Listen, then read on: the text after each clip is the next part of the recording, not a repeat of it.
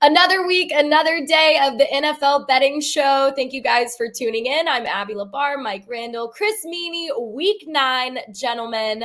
Let's see. Raiders fired Josh McDaniels, trade deadline pass.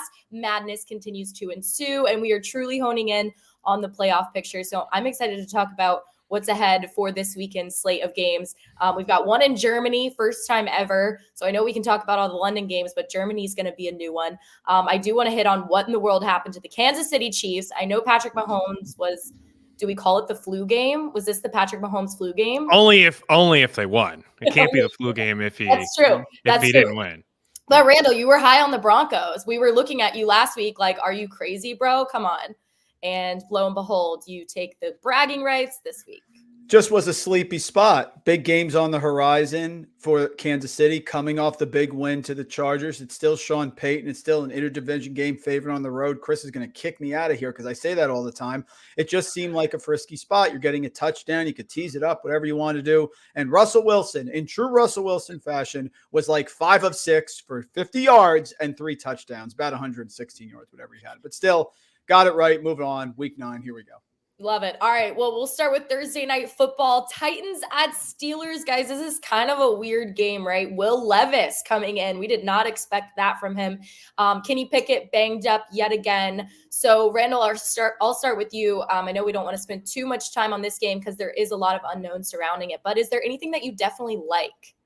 Yeah, I do. I think that you're going to have to rely on a Pittsburgh offense that's going to struggle here. So I'm going with Deontay Johnson over 57.5 receiving yards. He returned last week, guys, and he was the center of the passing attack. Why? Because George Pickens is either running down the sideline a la Dez Bryant looking for jump balls, or they're dumping it off to Jaylen Warren. Deontay Johnson gets open. So whether it's Kenny Pickett or it's Mitch Trubisky, you're dealing with 2 quarterbacks who need to see it before they throw it. And Deontay Johnson separates. He gets open. He was an integral part of the offense. And I believe that this Pittsburgh offense is reliant on him to really stir their drink because they can't run the ball and they need him to get open. So I like Deontay Johnson. I think he leads the team in targets. I think he can get easily 15, 20 yards, especially end of the half when they're trying to go down the field.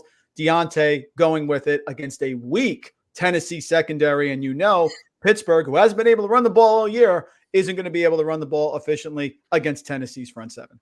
I don't know. I mean, Titans money line here. I'm not going to lie. I was kind of looking at that as I might play that one this week as a money line dog. What do you guys think? Not for me. Meaning you want to stay away from this game. You're like, let's get this. There's not much I like from it. In my own pick'em pool, I will be on the Steelers. The 2.5, I see 3 there. I did put it in the tracker pretty much immediately, the 2.5.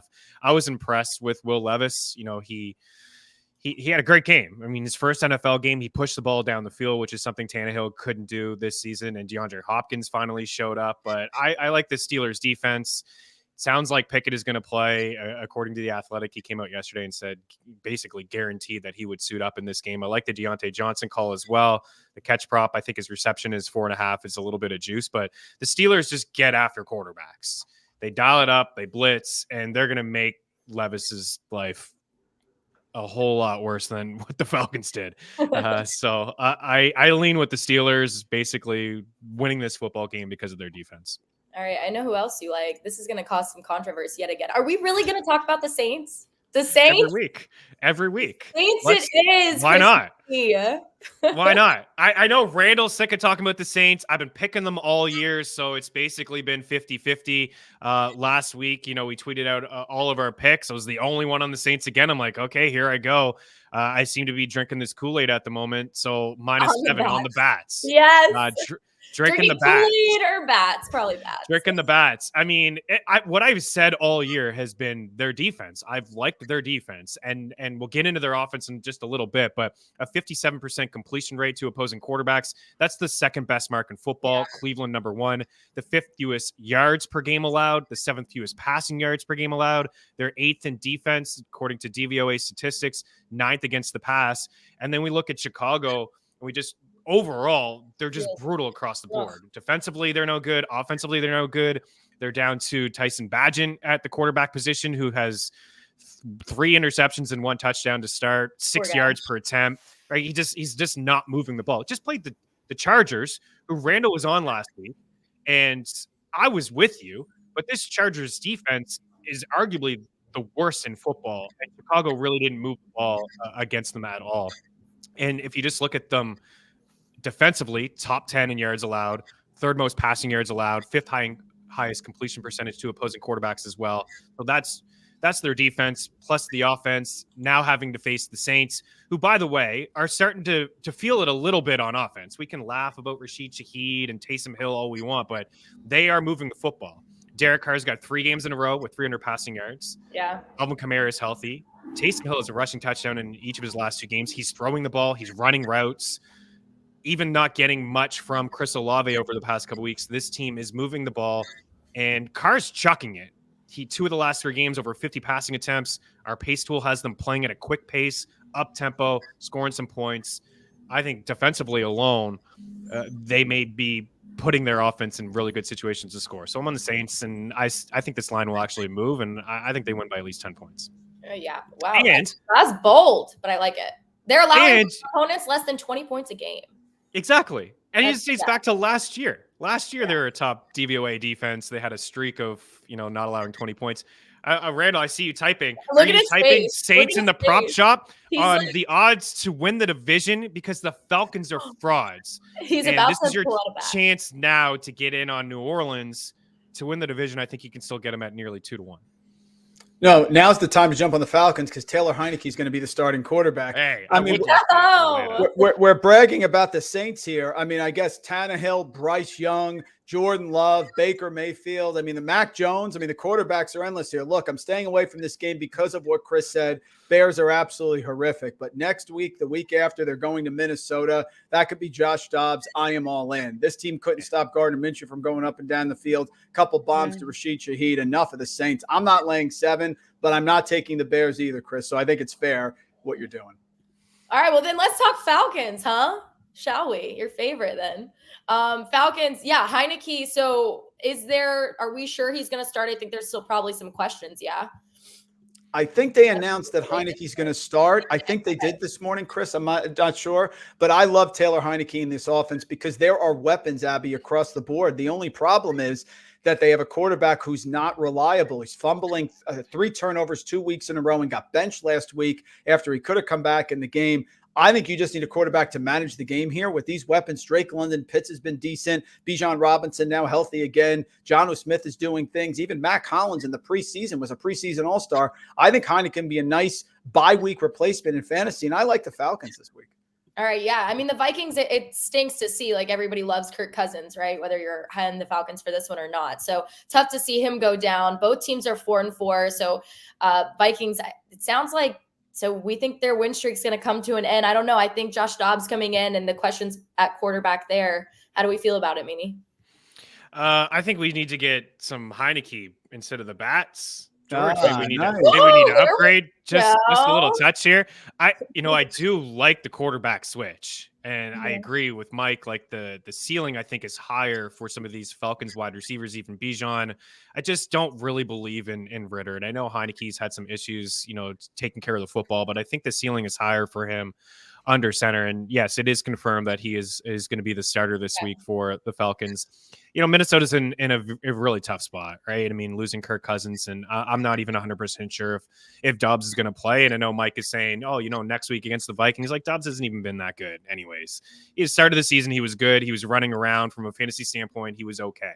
But the completion percentage has been brutal over the last couple of weeks. Now going to a new team, clearly his weapons are going to be better in Minnesota, but I don't know if we see him get under center. And if he does, I would still lean with Atlanta. It's tough for a quarterback to go to a new team, pick up the playbook, and try to build a rapport with some of these weapons that they have. So I would lean with Atlanta to win the game. And maybe you wait this one out because I would think that the line would move in favor of Minnesota if they announced Dobbs. I think that would be a win, even though I feel like he could struggle in his first game. The Falcons have been a decent defense despite what we saw last week against. Yeah, I was going to say they allowed 375 yards of offense last week. I feel like maybe fluke. Yeah, just weird situation. I mean, I don't know how much film they had on Levis. But Randall, what are your thoughts on this game? Yeah, the other one too that I'll mention in this game is everything you guys just talked about. You put a backup quarterback in there, someone the defense can't prepare for. Our model at FTN has a 9.6% edge on the over on this game, over 37. It's got a 62% probability of hitting. I like that because I think Atlanta is going to be able to move the ball against Minnesota. And I think either Minnesota has negative game script, or if it's Dobbs, he comes in, Jaron Hall can run some things. I think they're going to hit the over in this game. Very similar last week to Saints and Colts. That game became a track meet. We're now inside. There's some playmakers on both sides. Jordan Addison, super fast. So our model likes the over. I like the over as well, over 37, Atlanta and Minnesota. Put that run game in the universe. I got Bijan Robinson on my fantasy team. Whoa, look at that. I'll drink to that. George is the GOAT. Nice. I love it.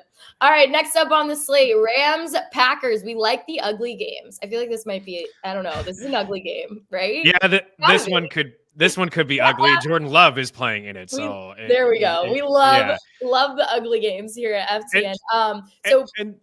Go ahead. This is early. No, let's just jump in here early. Like it's Wednesday. We're starting to hear some news. I don't know if Stafford's going to play. If Stafford doesn't play, maybe this line goes to 4.5 in favor of Green Bay. This team shouldn't be favored by more than 3 points against anybody in the league. And I don't care who the quarterback is. Honestly, this is no love for Jordan. And I feel like a bit of a prick because it's all year I just pick on this guy. And I sit here and I talk up the Saints and I talk down about the Packers. I've watched a lot of Packers games this season. Unfortunately, I have Christian Watson in a lot of leagues. He can't hit Christian Watson. He can't hit anybody. That's the why you're only person that Jordan Love can hit is the fade to Dobbs in the end zone, and that's great. I don't think you can trust this backfield at the moment between A.J. Dillon and Aaron Jones. And they're shipping off guys. Rasul Douglas has been their top corner that they just moved on from this week as well through the NFL trade deadline. And when I look at Jordan Love's numbers, they just actually continue to get worse and worse and worse. A 57% completion rate. The only guys that are lower than him, guys that have hardly touched the field, like the guys in Cleveland, Brian Hoyer, just guys that have hardly touched the field. 6.4 yards per attempt. These are the guys that are just below him, like Mac Jones, Daniel Jones, and Zach Wilson, and Tyson Bagent, who we just kind of picked on a little bit too. So I just don't feel like, as much as the Rams got smacked in the mouth last week by the Cowboys, like let's give Dallas some credit. Dallas is a legit solid squad defensively. Dak threw it all over them. I think that they can go into Green Bay and keep this close as a field goal game plus 3.5. If there's no Stafford, I'm still fine with it. Like, maybe it's one that you want to wait out to see. Stafford's tough as hell, man. This guy is probably going to play. It's just an educated guess. He powered through it last week. I think he's going to suit up. And even if he doesn't, it's just bad quarterback versus bad quarterback. Let's make this a field goal game. And Randall bring up the NFL model. I'm seeing a 12% edge here with the Rams at +3, and we can get +3.5. So I like getting that hook there. Well, the Packers have actually come short of covering the spread in their last 4 games too. So that's a nice little doorbell's ringing. That's a nice little tidbit to add there. So I'm like, okay. So game in Germany, we have to hit this one, of course, especially considering the fact that it's the Dolphins and the Chiefs. A shootout on the horizon? Yes? No? Probably? Hope so. Randall? Either way, I'm taking the Dolphins +2.5 against the Chiefs. Folks, enough with the Chiefs. There are legitimate problems with this offense. You're going to tell me that last week against the Broncos, they're going to go into Denver, one of the worst run defenses in the NFL, and they're going to average a robust 3.23 yards per carry. Everything on this team goes around Travis Kelce. They need big performances. Kelce has been under 70 yards in 5 of his games this year. We forget about it because of the 124 yards against the Broncos the first time and the 179 yards receiving in the touchdown in the big win over the Chargers. Patrick Mahomes has not been great in these spots. As a slight favorite away from home since November of 2019, Chiefs are just 6-7 against the spread when they're 5-point or less favorite away from Arrowhead, 6 outright losses in those games. The critique of Miami has been that they haven't played anyone. Their offense is big time. Tyreek Hill revenge game. I like McDaniel in this spot. I don't trust the Chiefs offense. They can't find anyone. Sky Moore, where are you, big guy? Forget it. I will take the Dolphins plus the 2.5. It's my money line underdog this week. I trust the Dolphins offense in a neutral field in Germany than the Chiefs. We are masking the Chiefs because of their record. I love that you're taking the money line dog. I love it. Dolphins are also tied for the league lead with their record against the spread, 6-2. That being said, I think the total right now is like 50 points, 50.5 is what I saw the latest on. What do we think, guys? Over, under? Are we playing that total? It's a lot of points. It's tough too going overseas and playing in that football game. Both teams could be a little sluggish. I'd lean to the over here. I think that, what Mike always says, inside division, I think it got a little weird for Mahomes and company, but, he is spot on with just somebody needs to step up. I said this all last year too, and it didn't seem to matter. They went on and won the Super Bowl with their number 2 wide receiver being, a combination of 5 or 6 guys. And it's clear that they are trying to find some stability behind Travis Kelce, because when you take away Travis Kelce, as Mike said, somebody needs to step up. We're just not seeing it. We're seeing a little bit from Rashee Rice. He's among the leaders in yards after catch and red zone targets, and he's playing in the slot. So most likely going to avoid Jalen Ramsey here. But when you look at some of these Dolphins numbers and allowing a lot of yards to wide receivers and quarterbacks, I think some of those numbers are just skewed because, one, they're up significantly most of the time and teams are throwing on them. Plus, they've been playing without Jalen Ramsey, which was a big addition that they made in the offseason. And he had a nice pick last week, and, he was a good first game from him.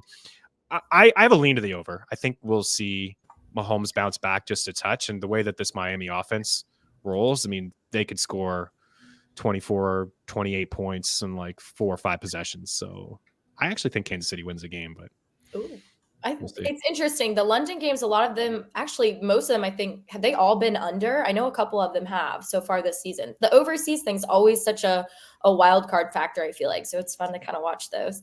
It should be a good game. I'm excited. Speaking of good games, Bills, Bengals, Joe Burrow, he is in prime Burrow-ness at this point in the season. He's pretty much fully healthy, I guess we could probably say, right? What is the spread? 2.5 right now? 2.5 in favor of the Bengals. Oh, Let Mike take it away. I think he's got a strong feeling about this matchup. Randall, what do you think of this game? Chris and I are going to go at it again. Guys, you're going to give me 2.5, 3 points, depending on the book, with Josh Allen. Let me guess. We're going to say that the Bills are falling apart. They've been a disaster. What have the Bengals been? Because they played well last week? Knee-jerk reaction, recency bias. Forget it. Guys, Josh Allen as the quarterback of the Bills per Bet Labs as a road underdog, 10-3-1. Guys, Josh Allen in his last 10 games as a road underdog against the spread, 8-1-2.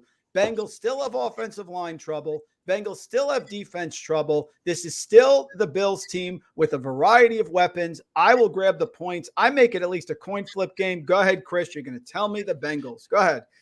No, I mean, it's definitely a coin flip game. It's one of the most exciting games on the slate this week, right? My biggest thing, I do have some concerns about Buffalo. I have some concerns about their defense, not about Josh Allen. Josh Allen's fine. Like Josh Allen, yeah, I get it. Like a dog taking Josh Allen is never a bad call. He has struggled outside of the pocket. I wonder if that's going to be the game plan for Lou Lamoriello to get some pressure on Josh Allen and get him outside of the pocket. I was encouraged with their offense last week. It's been very one-dimensional. It's been Stephon Diggs, and that's it. Last week, we saw Josh Allen move it around. Dalton Kincaid, with no knocks. Great to see the rookie tight end ball out. Shakir had some targets. Gabe Davis. All of this is really positive vibes for Buffalo because they can't just rely on Stephon Diggs. Too many teams are focusing in on Diggs, and somebody else has to step up. But I have questions about their defense. Their defense has not impressed me. I mean, they almost lost to the Giants on the last play of the game at home a couple weeks ago. They lost to the Pats on the last play of the game 2 weeks ago. And then last week, they beat a Bucs team by 6, where Tampa Bay actually had a chance to win the game and walk off and win it. on a Hail Mary. So this defense is not impressive to me. I think that they're really missing Milano and Tre'Davious White. I think those are two big issues. And Joe Burrow, we said it last week. That bye came at the right time. Yeah. At the right time. This guy was not healthy. All year long, he wasn't taking snaps under center. It was just like shotgun stuff. Last week, we saw him take snaps under center. He looked healthy. T. Higgins is healthy. The bye came at the right time. They spanked the Niners. And last year, in what was 5 quarters, unfortunately, what happened to Damar Hamlin, it's definitely going to be an emotional night between these two teams and for Damar. But Joe Burrow was picking apart that Bengals defense before that incident happened. And then in the playoffs in Buffalo, in a snowy game where nobody beats the Bills at home in those type of games, the Bengals cruised in that matchup as well. So it should be a fun game, field goal game. I lean with the Bengals here. Just throwing it out there. Look at any sports book you want. Between 75 to 80% of the bets are on the Bengals. Wow. And I don't like to hear that. No further questions. All right, Randall, you're okay. So I don't like to hear it. You're taking them to cover. Are you gonna take them as the money line dog too? I almost put him as a money line dog, Abby. Ooh, I almost did. Almost. I don't think the problem. I think we just assume, like Pavlov's dogs, that Joe Burrow is going to get it going because that's what he does. I think there's offense here. Thank you, George. I'm old enough to remember when that was live. Thank you very much. Joe Mixon, 20 carries, 22 yards. Here we go again. We'll see. I like the Bills. Well, Mixon has not been efficient, but if there's one weakness, I suppose it may be the secondary now because of those injuries, but Buffalo hasn't shown us that they can stop the run. They're among the leaders in rushing yards allowed, yards per carry, but Mixon's been running into walls basically for the last 3 years because of that offensive line. What do you think about the total? Because I think that because of these defenses maybe not being as stout as what we once thought they would be, I know the Bengals have had some issues stopping the run as well. I think that this one could be like a 60 point. Like this is the one where I would maybe lean to the over, like a 28, 31, 28 game or something like that. I could see that. Yeah, model has it at 54% to the under, so just a 2% edge. No advantage there. No play for me. I do think both teams are going to score. The question is, they're going to get to 50? Is it going to be 24-21, 27-24? I think the number's right. It's going to be right around there, but please give me a Bills win. And by the way, guys, how come this was 2 days ago and almost 80% of the bets are on the Bengals and the line is dropping? We know what that means. Come on in. The water's fine, guys. Come on in. Okay, so I have another ugly one to talk about because, we like the drama, right?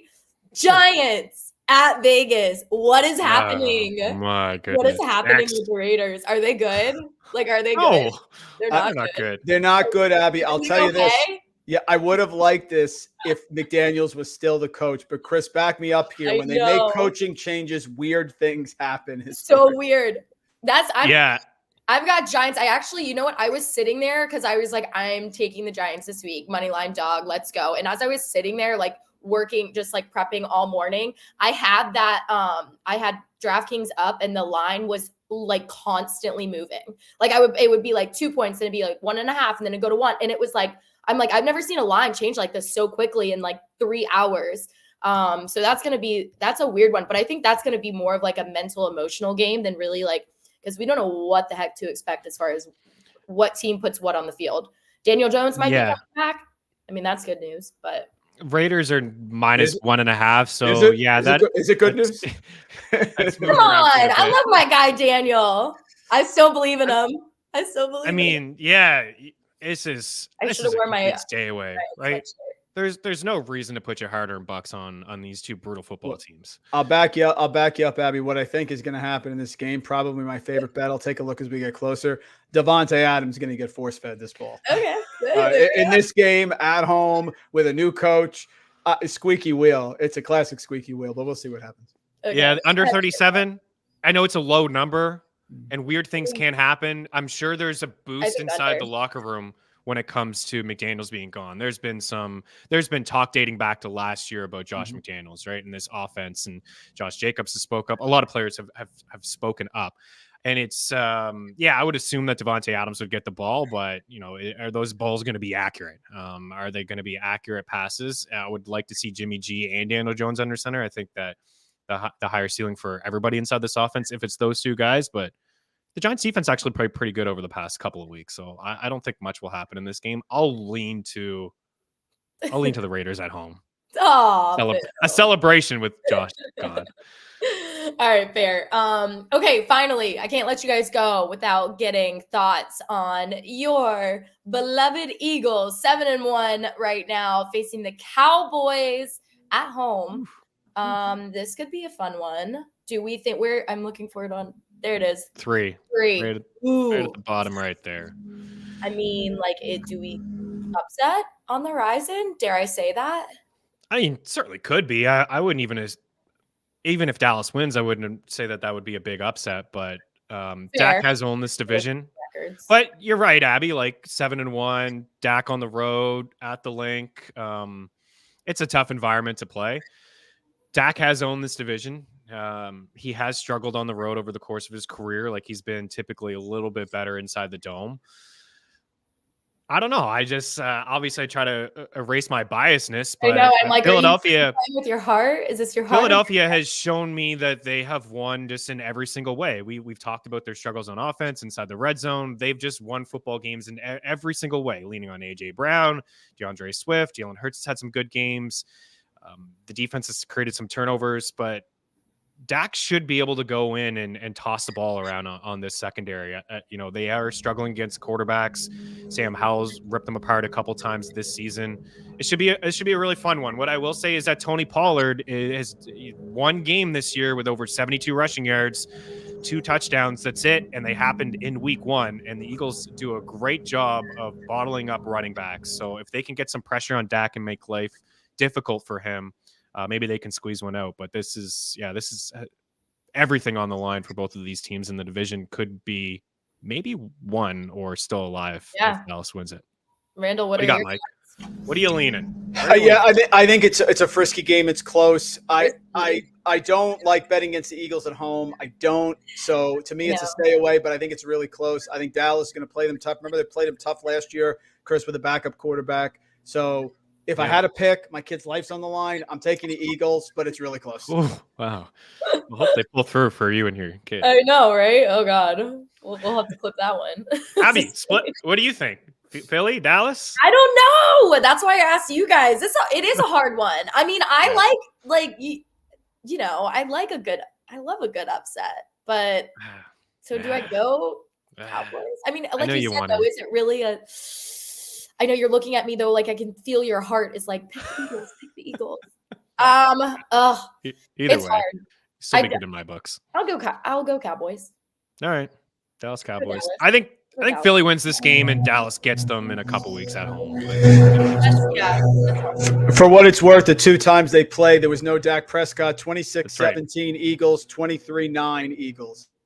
And I think one of those games, too, there was no Jalen Hurts. I remember them playing Dallas last year, and there was no Jalen Hurts. And then a couple years ago, when Dak came into Philadelphia, Eagles rested everybody. So we really haven't seen a whole lot of Dak versus Jalen Hurts. There's always been one of the two out. So it should be a nice little storyline to follow. Well, in the weather this weekend in Philly, I mean, there's been a cold front coming through. So I don't know what. Perfect. Like snow planned or anything. Great news for a team that can run the football. There we go. That's what I want to see. There we go. Bad weather, crazy winds, because these quarterbacks come into the Link and they struggle when it's really windy there, and that's why I feel like Philly is because Dallas hasn't.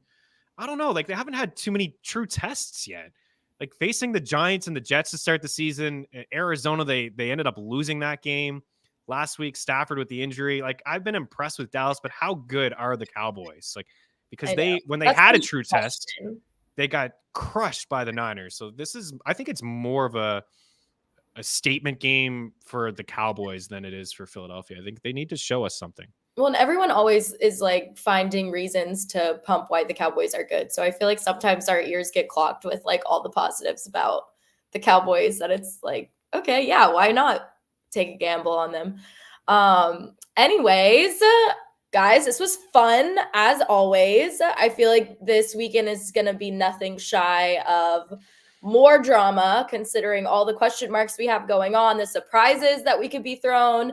But I'm excited. This is the best time of the year, best time of the season. It's going to keep us all on the edge of our seats, and hopefully we can be cashing some good tickets later. Randall, I got one more thing for Randall. One more. Because he's been killing Survivor. Oh, so what do you do? what do you do this week? If you want to pick the Saints, go for it. But what do you do this week? Who's your survivor pick, sir? If I had to have a survivor pick this week, boy, that is an excellent question. Ooh. It's Nollins, bud. Just do it. I think you take Cleveland, don't you? Yeah. I think you do if you still have them. Would I take the Saints? No, I take the Falcons ahead of the Saints. There you go, buddy. All right, Eat that one. There we go. He's getting back at you. I love it. I'm all Can't good. wait I'm here to for talk about that after. Falcons or Saints? Let's see. Will they both win? I don't know, maybe. All right, guys. Great stuff as always. We appreciate all of you for tuning in each and every single week. We'll be back next week with plenty more on the NFL Betting Show. For Abby Labar, Mike Randle, Chris Meaney, thanks for watching.